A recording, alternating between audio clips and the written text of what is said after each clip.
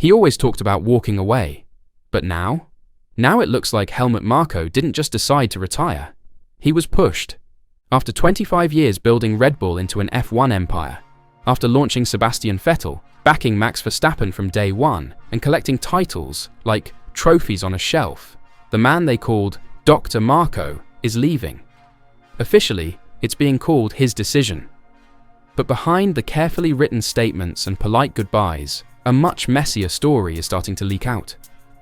The official Red Bull statement was clear and calm. Marko said, "I have been involved in motorsport for 6 decades now, and the past 20+ years at Red Bull have been an extraordinary and extremely successful journey.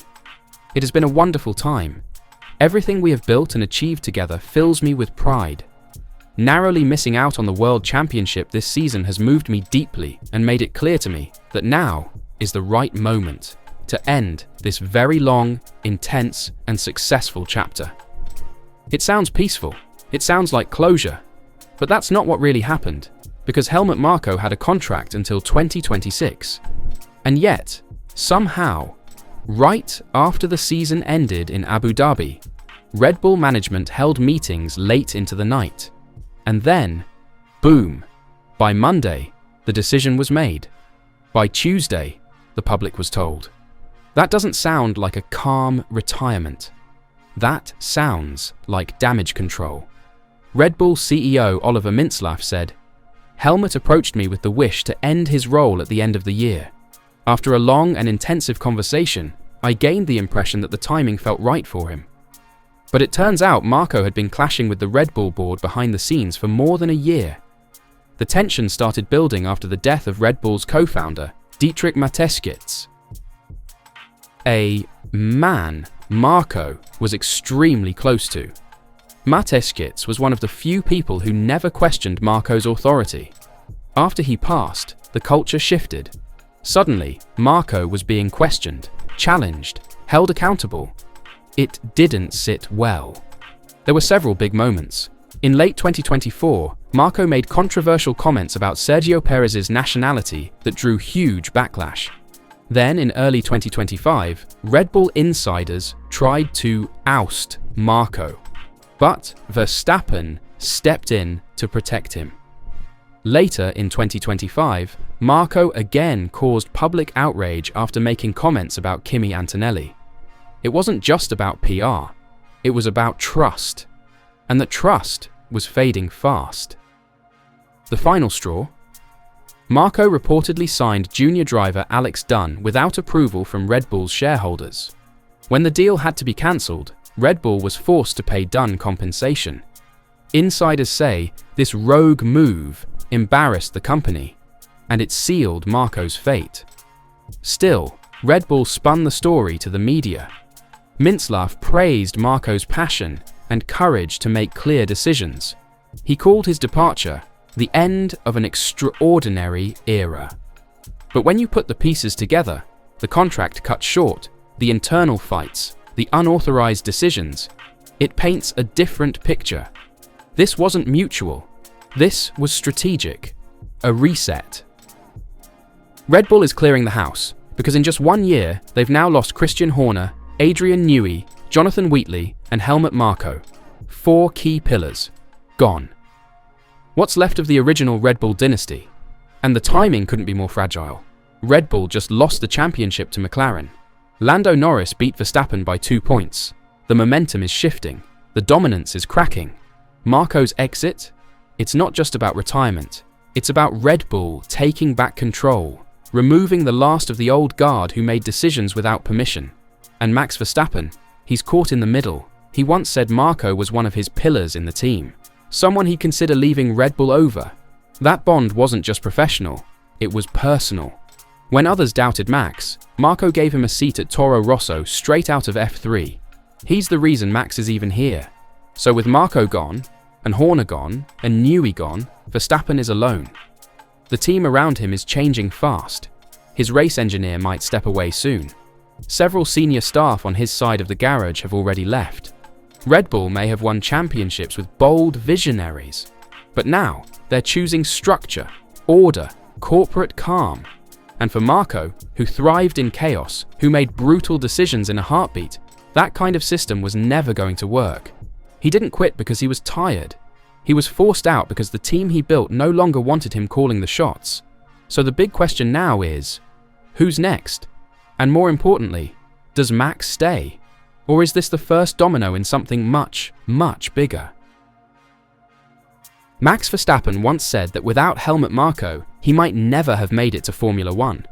Marko believed in him when he was just a teenager, a wild card with ridiculous speed and zero fear. Marko didn't just give Max a seat, he built the Red Bull Junior program to find drivers like him. Now, that program is under question, and Max has lost one of the few people in the team he completely trusted. Remember what happened at the start of 2024? When Christian Horner was under fire during a personal controversy, Verstappen stayed silent. But when Marko's position was threatened, Verstappen went public. He called Marko one of the pillars of the team.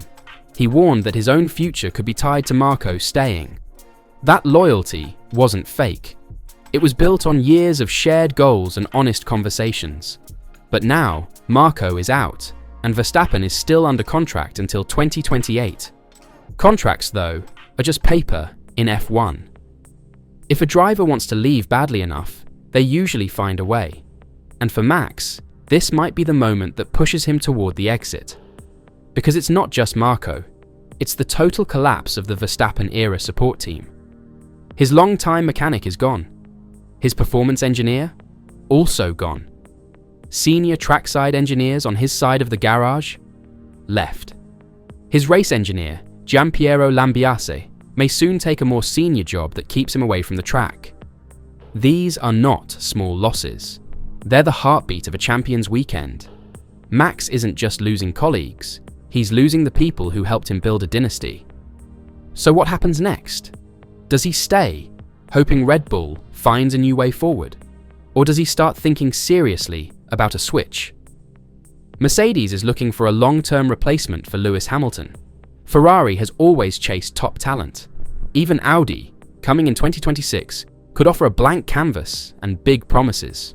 Red Bull, for their part, insists this is just part of the natural cycle, that Helmut Marko's departure is a new chapter, that the team will continue to fight for championships, but fans can see the cracks. Behind the smooth PR machine, there's instability. Red Bull's once unbeatable F1 team now looks like it's being rebuilt from the inside out, and when you lose voices like Newey, Wheatley, Horner, and Marko, all in the space of a year, it doesn't feel like evolution. It feels like a revolution. For Marko, his legacy is secure. He built Red Bull's driver system from the ground up. He took risks when others hesitated. He was stubborn, sometimes controversial, but always decisive. And that's what made Red Bull different from everyone else. They weren't afraid to gamble.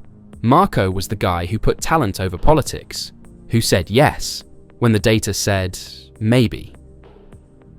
But the new Red Bull, it's safer, more corporate, more calculated. Maybe that's what they need to survive the next era. Or maybe it's exactly what kills the spirit that made them great. Because when Marko said, "Everything we have built and achieved together fills me with pride," it sounded like a goodbye to more than just a job. It was a farewell to a version of Red Bull that no longer exists. So where does that leave us? Red Bull fans are divided. Some are relieved to see the old power dynamics shift. Others feel like the soul of the team is being erased. Verstappen fans are watching closely, wondering if their champion is next. Because in F1, nothing happens by accident.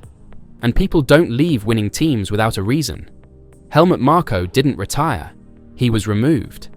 The question is, who's writing the next chapter of this story? And will Max Verstappen still be in it? Let us know what you think. Is this a new beginning for Red Bull, or the start of a slow unraveling? And if Max walks, where should he go next? Because when the foundation starts to shake, even the strongest buildings can fall.